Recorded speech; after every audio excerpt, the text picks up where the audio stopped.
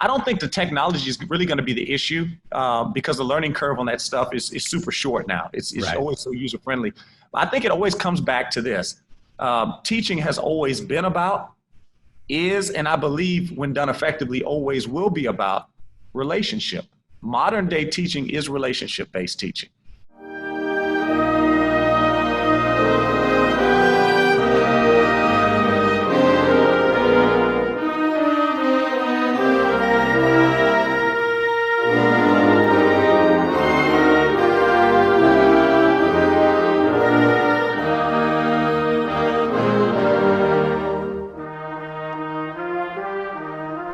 This is Aaron Noe with winconductor.org. Really excited about the next interview.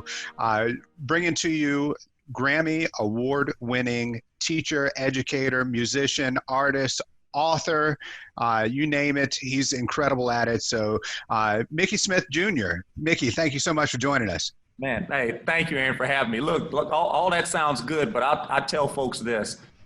Above everything else, I am part of the noble profession. The noble profession called teaching. When I was a little kid, I grew up in this little forgotten community, man, little bitty town.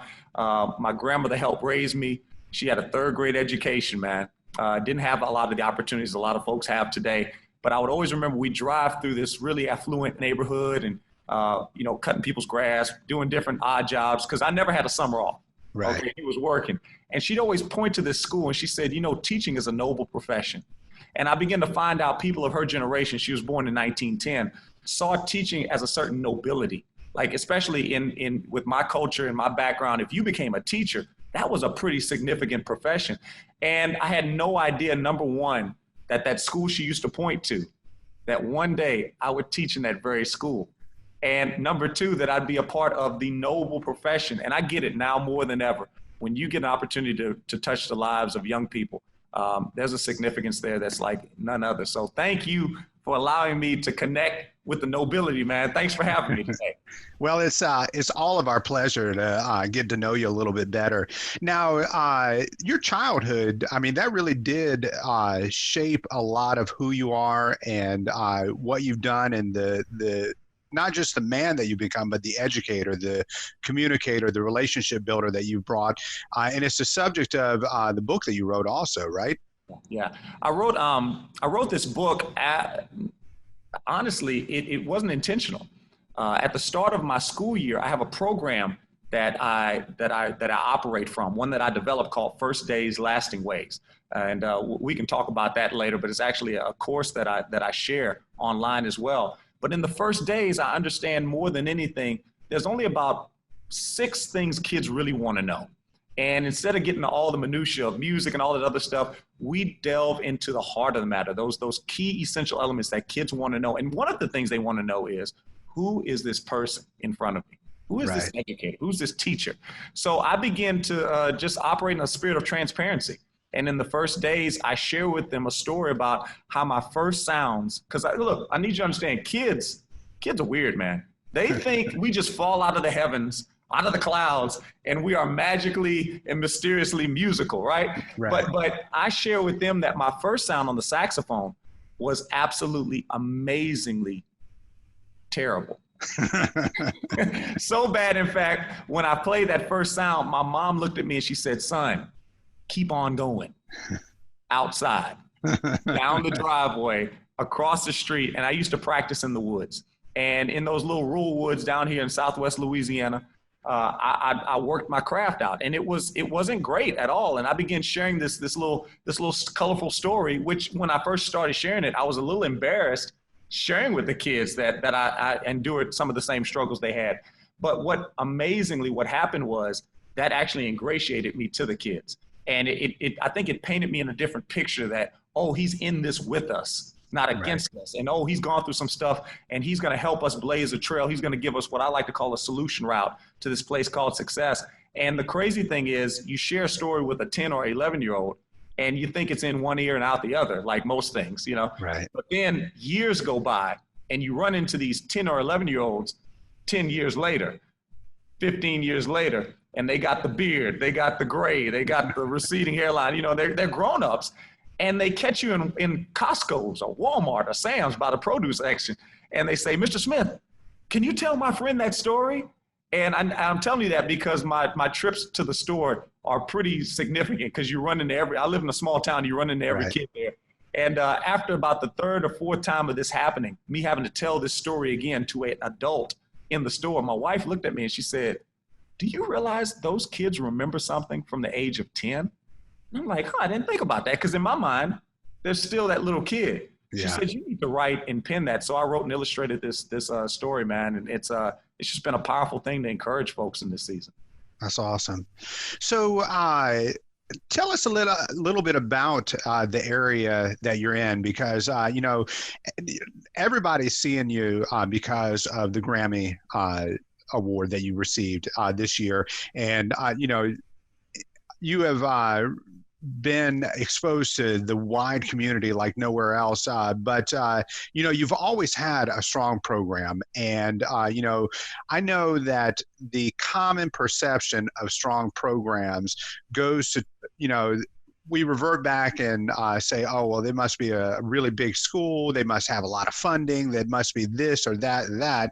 But that's not really the case with the school that you teach at. Tell us a little bit about where you teach and what that looks like and what you've built over the years.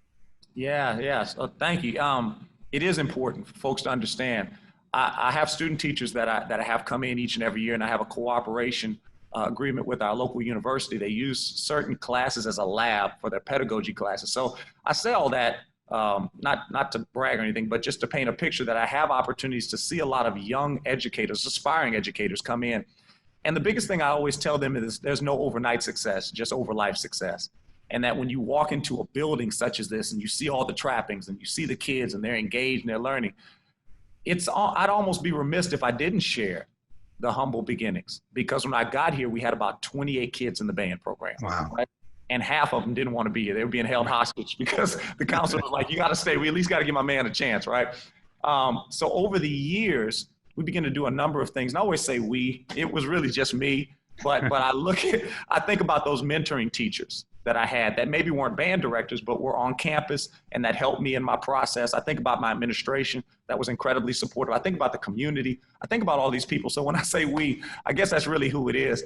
But when we started, there was hardly anybody in this thing, but it just kept working at it, plugging away, trying to show value, try to add value. And now we sit in a position where we have nearly 50% of the school actively participating in the band program, and over 50% participating in some type of band or fine arts curriculum, be it fine arts survey or choir or drama, which these are all things that we got started here. So it's been a powerful thing to watch. It's been great. I definitely have learned a lot in the process, but it's been just that. It's been a process, man. Yeah, no. And I love what you tell younger educators, that, it's not an overnight process. It is a lifetime process. It's a growth process. It's you've got to have that.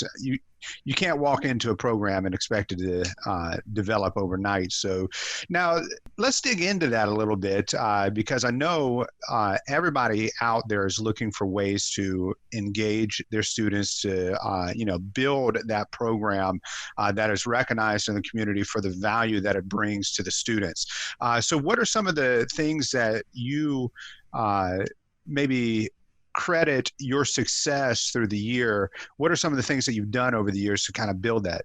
Sure, man, great question. A big part of it is being intentional and being consistent. And I know that sounds super, super simple, but I'm finding that success is really just small things done well, stacked on top of each other over time. And a lot of times we're looking for the big thing, but it's those small things done actionably, done intentionally, and done consistently that opens up the benefits, because the kids aren't going to tell you that they want consistency, but that's what they need more than anything. That's why this whole COVID thing concerns me so much, because what will the consistency be? Band music in particular is built upon repetition, right? And the repetition brings credibility to what you do. It brings credibility to your sound. And without the reps, I say you can't rep. You can't represent. So for those young educators out there, I believe it starts with having a three-prong approach. You've got to discover your sound. And when I say sound, It's the idea that the way you teach, okay, is no different than the instrument we play. You know, I got my instrument here. You know, we understood back in the day when you were in, you know, recital hour, or you were in the wind symphony, or you were taking applied lessons, that in order to be effective, you had to spend time studying it. You had to listen and watch other people's performances. You had to dissect their performances. No different than when we watch ESPN or SportsCenter or something like that. They go back and they're like, hey, this play was effective because, and they do the breakdown. We totally get that.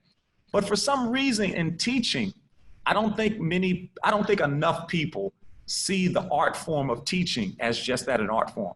They don't see it as something that can be studied, something that can be developed, something that can be increased in its effectiveness to communicate. Because at the end of the day, that's what teaching does. It's a form of communication. You're building bridges from what you have in your mind, in your heart, to the level of understanding that they can have in their mind. So that's the first thing, building that sound, that developing it. And that comes with personal and professional development. The second part is setting a stage. You know, as I perform, because I'm an active performer even in my community, not only does my instrument have to be right, but there's been some gigs I've had, man, the gig was sweet because we had the right sounds team there. We had the lights, we had the smoke, we had everything. And that same song that maybe might have been average or maybe even fell flat in a prior stage, with this elevated stage, man, it's the performance takes on a whole nother level. And I believe that our classrooms are stages, and sound stages are where we operate from. You know, that's why I say it's a performance, and that's okay. You know, people get offended sometimes when I say teaching is a performance. I'm not saying that you're being fake. What I am saying is you have to be engaging, and engagement is entertainment. So I would tell an educator that, number two, you have to be engaging. You have to be entertaining, because a kid's attention span is their age in minutes. That's my unofficial formula. Okay. You think about it. A kid's attention span is their age in minutes. And that doesn't mean you got to shut the whole class period down after 10 minutes, but you definitely need to be progressing to something else. You got to be switching it up, because I got 2 kids at home. That's how their TV shows are now. They're constantly changing. If you watch television now, even the news is changing camera angles every 5 seconds. You watch one of those documentaries, every 3 to 5 seconds, they're changing another camera angle, right? Because they want to keep you locked into it. And I have to ask people, are you locking it in? You know, and I'm gonna give some examples of that later, but and then lastly, you got to know your audience. You got to know your audience. Now, who is your audience? Students. Students. You know, and that's the thing. We serve a what's in it for me generation. And somebody told me that once, and they were upset. And I'm like, great. They're like, Smith, there you go with all that crazy mumbo jumbo. I'm like, no, because that's not the problem. That's the solution. If we serve a what's in it for me generation, hey, game over. They literally just gave us the formula. How do we win? We show them what's in it for them. There's no secret there. So I love the fact that I know exactly who I'm dealing with. And what I try to do is I try to add value. I try to pick literature that speaks to them. Now, again, sometimes I got to give them the vegetables. We can't give them dessert all the time. But within any class period, okay, we got the rigor, we got the relevance, but also have the reward. I give them a win at some point. It may be the last 5 minutes of class, we play a little fun tune. Or it may be coming back at the end and shedding light on what they did today, kind of like Karate Kid, wax on, wax off. Daniel didn't know why he was waxing the car either until they got to that scene where he was like, oh, man, I know the karate. And sometimes the kids just lack awareness.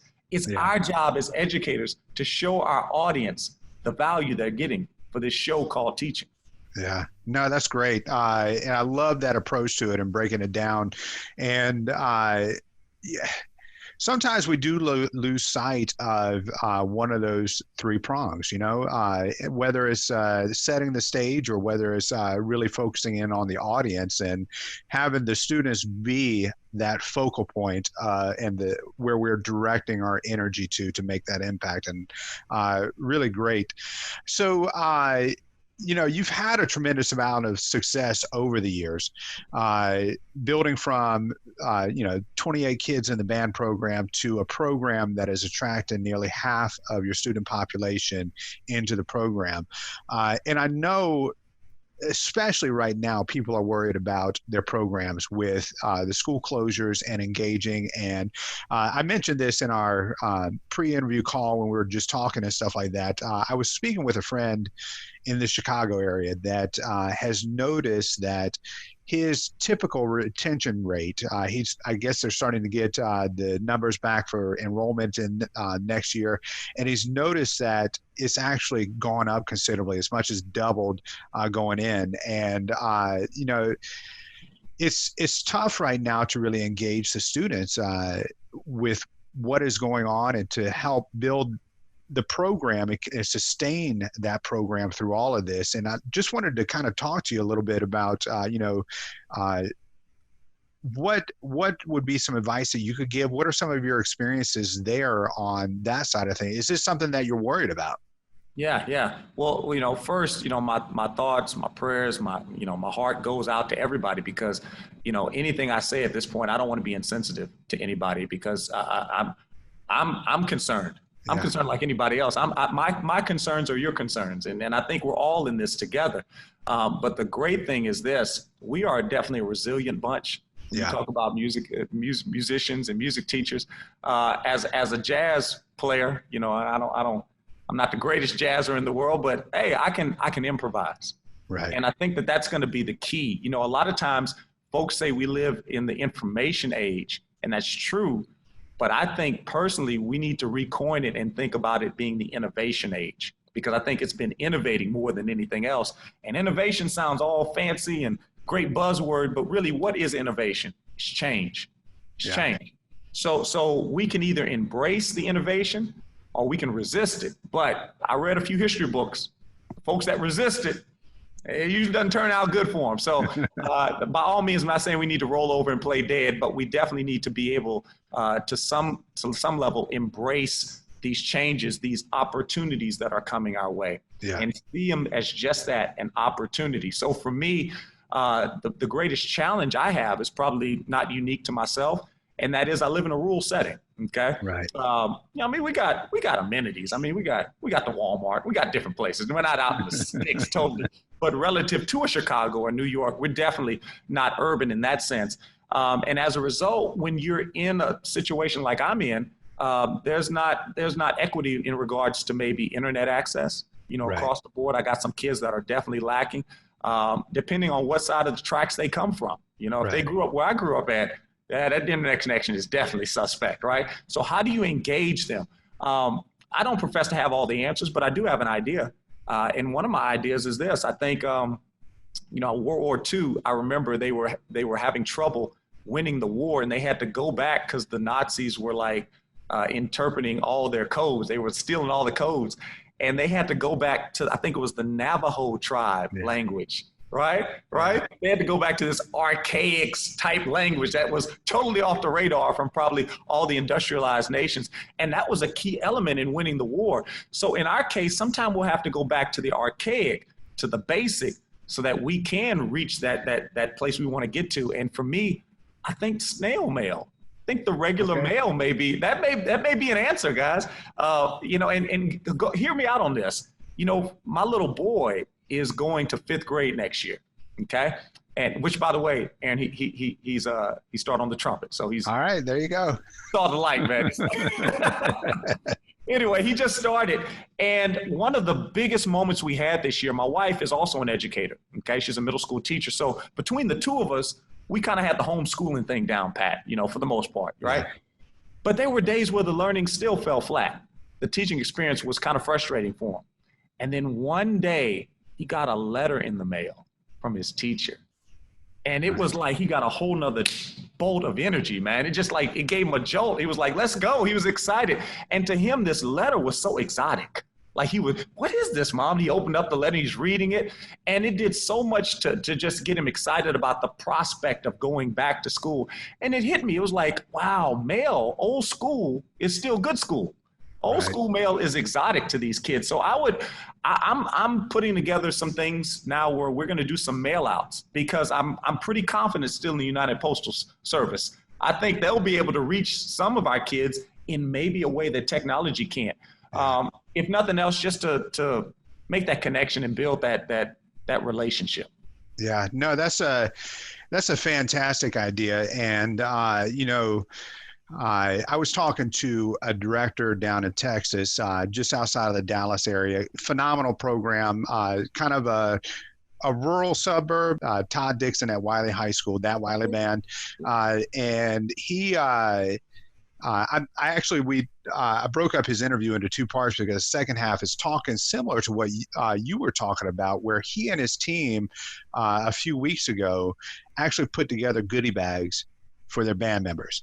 And they plotted a course and they went to everybody's house. And, he's got well over 300 kids, 350 kids in the band program. So, I mean, they plotted it out over 3 days and sent little goodie bags. And it was just, the stuff in the bag did not matter. They were getting like a juice box and some crackers and some candy and like a little stress ball or something like that. Stuff that he'd gotten, little knickknacks. But, the impact that they're having on building that relationship with the students is exactly that same relationship that was built with your son and his teacher, that energizing to refocus. And it's an amazing, I love that idea. And, that's something that any of us can do, whether we're, have a stay-at-home order, we can send out that piece of mail to our kids.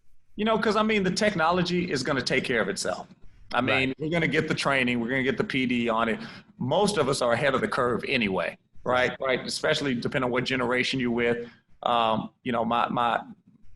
friend of mine, a colleague that teaches with me, the assistant here at the school, he keeps me honest, man. He keeps me on my toes. He's a little bit younger than me. He don't have the grade like I got, man. So he's always coming in with innovative ideas to the point where now he's showing some of the core curriculum teachers ways to engage their students. So I don't think the technology is really going to be the issue because the learning curve on that stuff is super short now. It's always so user-friendly.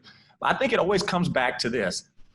Teaching has always been about, is, and I believe when done effectively, always will be about relationship.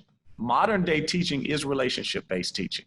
And when we can build that trust, as I said before in the first days, it creates lasting ways of success. So even in this COVID break, what a beautiful, I'm gonna go check out I need to check out that session, man, because I love that idea of going around this parade of appreciation, so to speak, for your students, because they need to know that they're feeling some kind of way right now. And if we can position ourselves to be what I call a sound adult. Now, what's a sound adult? That means that you're more than a teacher. Because the teacher just gives you facts and figures and stuff. You're more than an educator. In my opinion, again, I'm not a wordsmith, but I like the idea of an educator more than a teacher. Because when you say educate, I feel like that makes a deeper connection.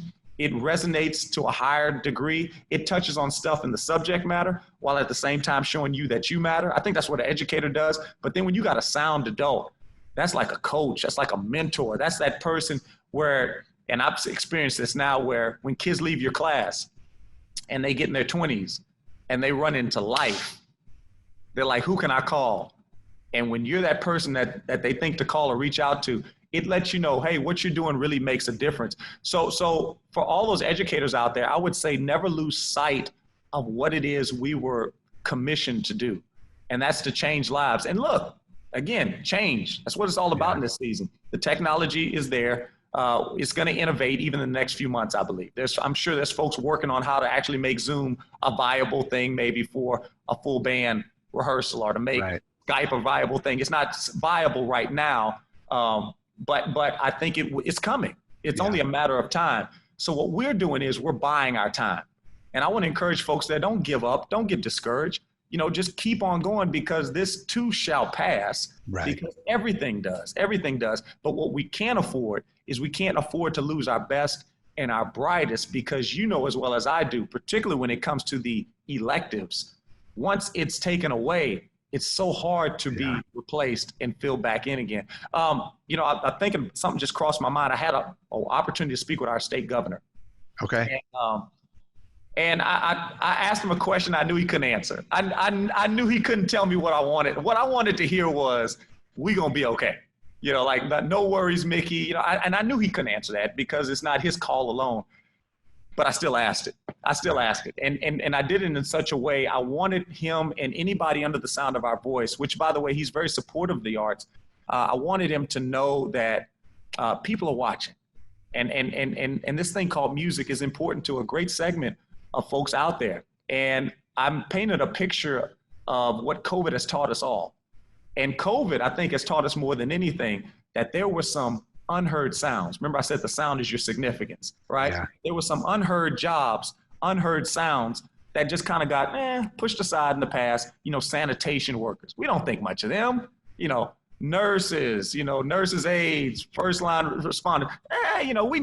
We need them when we need them, but we don't think about them daily. Law enforcement, those underappreciated teachers. Because I promise you, when them kids came home for about 6 weeks, people appreciate it. I think it's our job to make people never forget. You know how we always say with the battles, the wars, never forget? We need to have like a little mantra, never forget those 6 weeks, right? But I explained to them that those expendable, elective type employment jobs were recoined as essential. And you saw people walking with a sense of pride, knowing that they were essential workers, many of them. Right. And I believe that elective teachers aren't really elective teachers. Enrichment teachers are more than just enrichment teachers. I believe music educators are essential educators. And that's my calling card for these next, weeks, months, and even years, just reminding folks how much we matter because we're getting people through this difficult time. Even if we're not teaching it, music itself is providing that. And I think that if we can capture that, hold on to that, and to continue to advocate and articulate that in a powerful fashion, it will definitely strengthen our position as a part of this noble profession, which I think sometimes we get forgotten. Right. Yeah. No, definitely. So Mickey, in talking to you, I now understand the why of why you were won that Grammy Award. You're an amazing person. You're an amazing communicator, and obviously a wonderful educator. And so we've discovered the why just in our conversation today. But I'd love to kind of pick your brain a little bit about the how it all came about and what that process is like, because we see the after winning that, but what does it look like going into it? What is the process and everything? Apparently I'm a glutton for punishment. That's number one. That's number one, because it is every bit of a process. I once went through national board certification process, mm-hmm. And I don't know, I've just always been somebody, some people are band nerds. Right. I'm a band director nerd. Okay. Like I'm nerdy about things that go into band directing. I love the process. How do people teach? Why did they say it the way they said it? What's your perspective when you do this? I love that kind of stuff. So for me, the Grammy process, I'm gonna be honest, it's not for everybody. But for me, it was perfect because it starts out with quite a number of folks. It was nothing I saw it, by the way. Okay. I saw the first winner on January the 26th, 2014. I'm weird like that. I remember the date, man. I remember watching this guy, Ken Knappenberger. He's from upstate New York. And I was like, man, that is so cool. Really, I said, man, that's dope, man. I was thinking like, that's crazy. Finally, they're highlighting the people that started the people that we celebrate. Like, this is way overdue, So my man gave his speech and I was like, man, that's really cool. Now, the crazy thing is I have some people in my corner that when I was a younger kid in high school, they would say stuff like, you'll win a Grammy one day. I had a good friend of mine. He even wrote it in my yearbook. I even took him with me to the Grammys because he saw it before anybody. He wrote it before anybody else wrote it. And I have a dear cousin of mine who would constantly tell me, hey, work on your craft. What you got is for the world. Like, you're going to win the Grammy. Like those are two people that would tell me all the time. So anyway, she saw it too. And she hit me up. She's like, you thinking what I'm thinking? I'm like, man, that's crazy. Like, I can't do that. I'm a little fella in a little town, right? Well, a friend of mine nominated me. He's a musician himself. And he nominated me because he had been trying to get me out of the classroom to be a professional musician, so to speak. And I was like, dude, I said, I love teaching. He was like, come on, man. He's like, you're pretty darn good saxophonist. You tell him you like teaching more than playing? I'm like, yeah. I said, and if you ever saw me teach one day, and this was just me and him talking, I would never probably say it in public, but to him, I was like, You think I can play the sax? You see me teach. He was like, whatever, man. So about a year later, he came and watched me. I had forgot our conversation. Unbeknownst to me, he nominated me for the process. So there we start. It starts out with about 4,000 people, and every few months they cut it down. And to my surprise, that first year, back in 2015, I kept making the cut.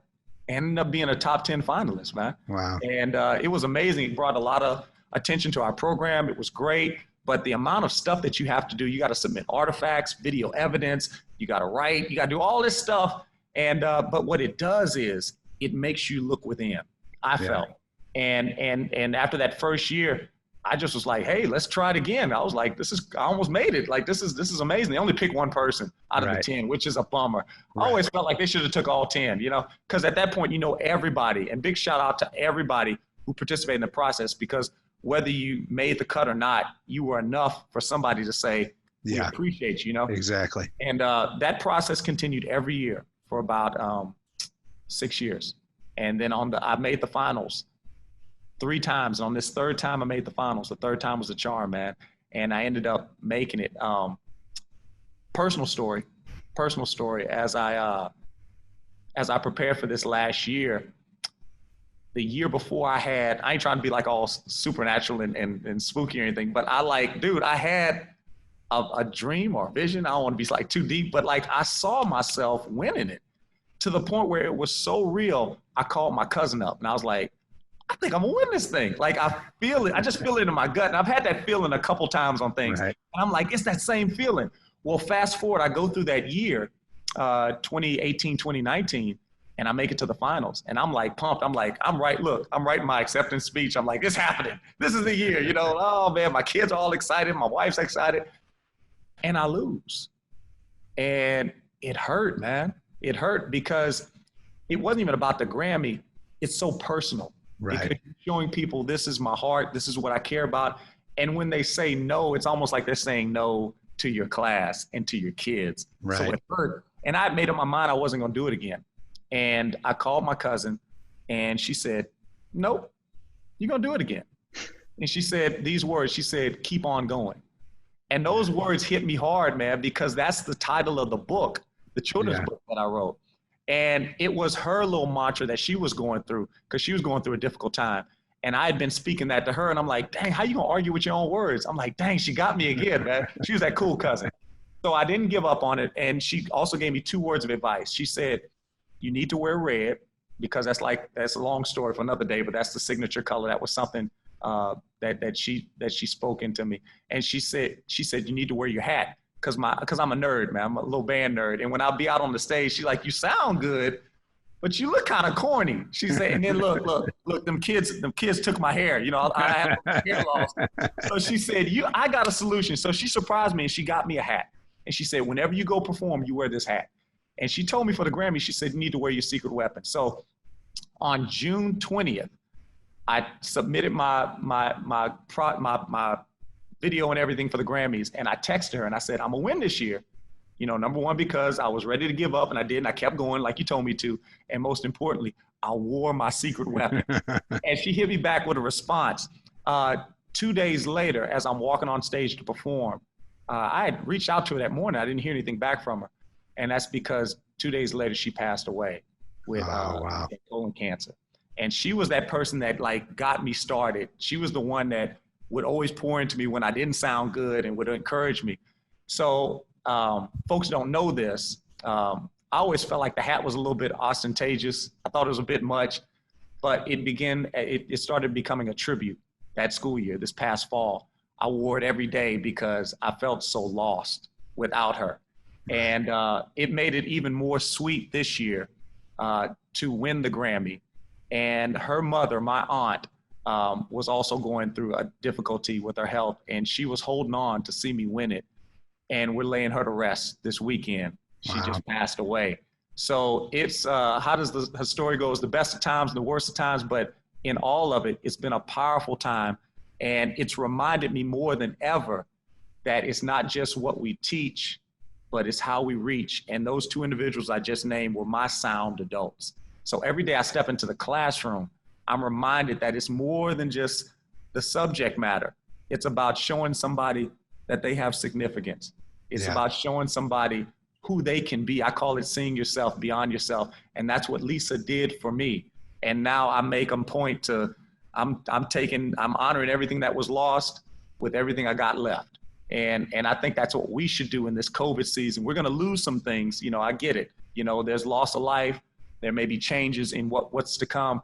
But I would ask you to be part of that noble profession and to give honor with everything that's left. And let's put our best foot forward and let's show the world that who music educators are, that we are essential educators.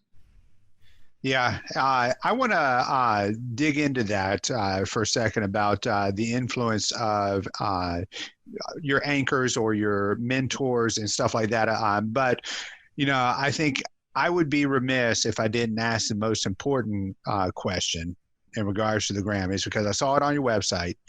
What was it like to be up and close and personal with Alicia Keys? Oh, dude, crazy, man.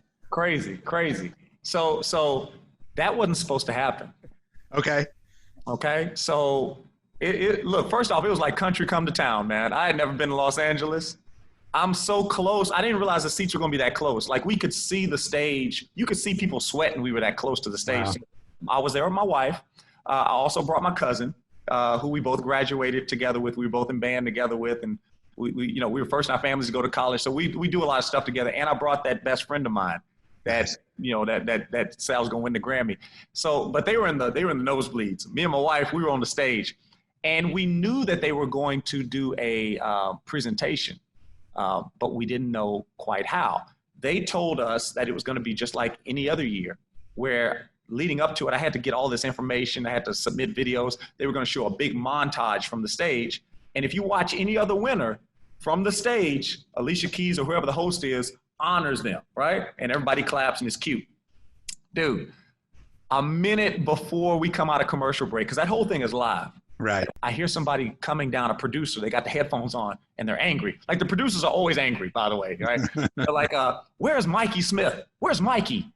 I'm like, I'm Mikey. I said, it's Mickey. And I'm like, they don't care. I'm like, I'm Mikey Smith. I didn't even try to explain. And he didn't hear me. And I hear him talking with the other producer. Look, we got such and such minutes. If Smith's not right here, we're cutting it. We just got to move on. And I'm like, no, I came too far, man. And I start standing up, I'm waving, I'm right here. Well, come to find out, they put us on the wrong row. So when they were looking for us, it looked like we were just absent. So I was one row back, but you'd have to see the configurations. It was so tight, I couldn't get out of the row. So I was like, I'm right here. And the guy's like, well, you need to be in this row right in front of you. You got 1 minute. If you're not here, we're cutting it. And I looked at my wife and she couldn't get up either because she had this big, beautiful dress on. And I say, baby, I got to do it. And she already knew what I was about to do. She said, go, baby, go. So I stepped over the row. I mean, it was bad, man. It was embarrassing. I stepped over the row and I hopped up there. And as I hopped there, people around us are just laughing, and as they're laughing, everybody gets quiet because all of a sudden Alicia Keys walks down and she's like heavenly, man. I mean, my wife is beautiful. Okay. Alicia Keys was so beautiful. My wife was even just like, oh, and the way they had the light and everything. So it was just a surreal moment because number one, like I said, she's beautiful, but this is somebody that you see on TV. You never really think that they're real. And I didn't have time to think about it, man. Literally, she walked down with 30 seconds. And I stepped over the chair and they go 10, 9. And as they're counting down, the producer comes in my face. He's like, sit here. Don't say anything. She's going to walk over to you. You just need to sit there and look nice. And I'm like, oh, okay. So if you look at the video, like I got deer in the headlights, man. She's walking up. And it was just so crazy because when she held my hand, that was the first time where the whole thing felt real. Because up until then, it felt like a dream. Right. I mean, how many times do you set a lofty goal and it actually happens? It was literally like a dream come true. And I'm sitting there and I'm holding hands. I'm like, holy crap, this is Alicia Keys. And she says these words. She says, we need you. And I just started thinking about everybody. I thought about Lisa. I thought about my grandmother. I thought about my parents. I thought about my students. I thought about all these people. And I thought about the fact that there were many times where I wanted to throw in the towel. And more than anything, I needed to hear somebody say, this is not a waste of time. You matter. We need you. And she has no idea. But when she held my hand and said, we need you, man, that struck me, but it also empowered me. It was like, I need to share with other people that they matter, that they're loved, valued, and wanted. And she walked off, man, and you can't see it from the camera, but you can, if you go back and watch the footage, you'll see people laughing when she walked out. Because after she walked that way, I freaking passed out, man. I just like, I think I lost all bodily function, man. I just fell out, man, because it was crazy. Hey, here's a crazy thing. After I came back from the Grammys, kids, it's amazing what kids can remember. My first group of students I taught was in '05. That was Hurricanes Katrina and Rita, the hurricanes that hit. Okay, yeah. Okay, so that was my first year teaching. I didn't know what the heck I was doing teaching, okay? They give you the keys, you know, and they tell you to teach, and you're like, oh, man. And I blew through my script, my first day script in 15 minutes. So now we have about 30 minutes left of class, and I have no idea what I'm gonna do.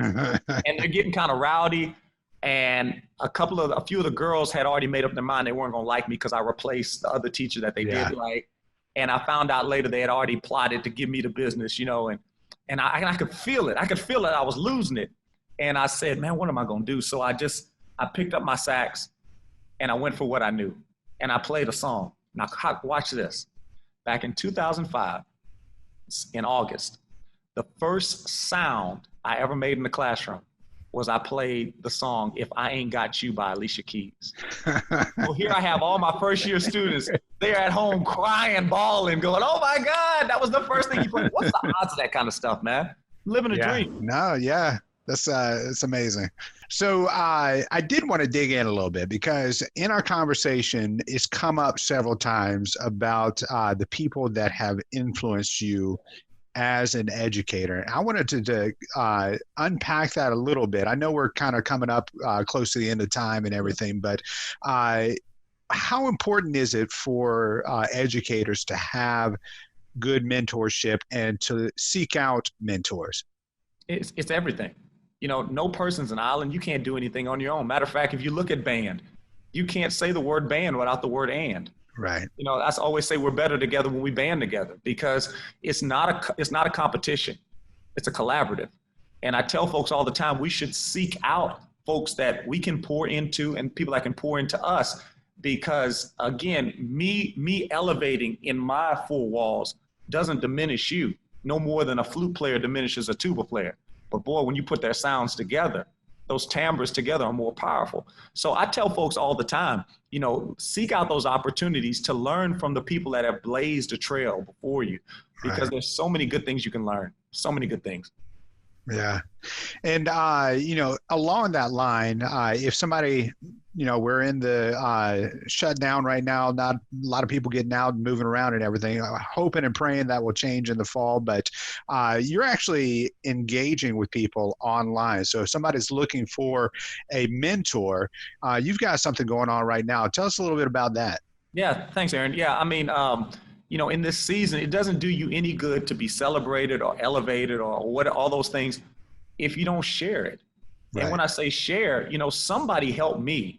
Okay, I had mentors that talked me off the cliff, so to speak, and I can't help but think about them. And I tried to find each and every one of them and call them and tell them, especially when the Grammy thing hit, thank you. I don't know if you had any idea what you were doing at the time, but you're just as big a part of this win as anybody else. And I think that we all need somebody. For me, sound classrooms is a concept that I share. And I think sound classrooms are stages for sound teaching that engages. And the key is to discover your sound. But how do you do that without trial and error singularly?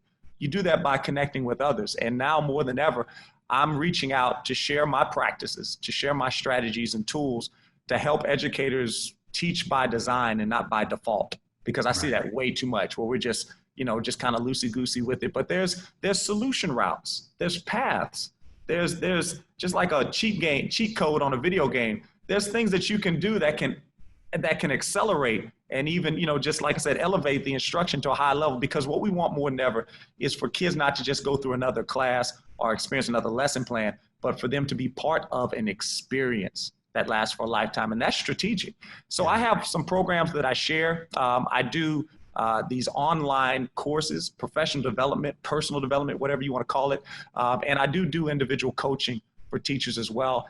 And any of those things can be had by simply going to my website, MickeySmithJr.com, and clicking on the tab that says Sound 180. I have a very powerful session that's coming up on June 5th and June 6th We do it through a Zoom platform. So all you would need is to have the capabilities of internet and Zoom to do that. There is a registration fee. I don't charge for the course per se, but when that registration fee, not only are you getting the time for the course over those 2 days, but you get additional opportunities to connect. I have a mastermind circle that you get to be a part of, and I'm able to engage with you just like we are today, and just give you that personal connection. And our team helps to provide you with the assistance and the tools and the mentorship to help you through the 180, which is the school year. And so it can be a sound 180 days of classroom instruction and harmony. That's what we provide. So I would encourage anybody under the sound of my voice to join us in this powerful session called First Days Lasting Ways, showing you how to get your best start ever, because you never have to recover from a great start. I've never heard anybody say that. So we want to help you get the best start so your next steps can be the best steps. Go to MickeySmithJr.com. So easy to remember. It goes like this: MickeySmithJr.com. Check it out, Mickey Smith Jr. Guys, you won't forget it now. And come join us. Awesome.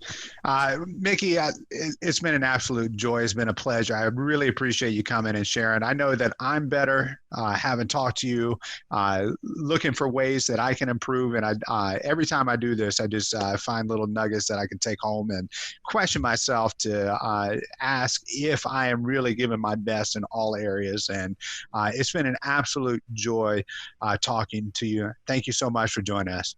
Man, thank you for all that you do. Thank you for the invitation. Thank you for the audience for sharing some of your time with us. And my only thing is I would say, hey, let's continue to make our classroom sound, our teaching epic. And I promise you, if you do that, your legacy is going to be significant, guys. It's been my pleasure to be part of the community and the profession, the noble profession called teaching, guys. Thanks.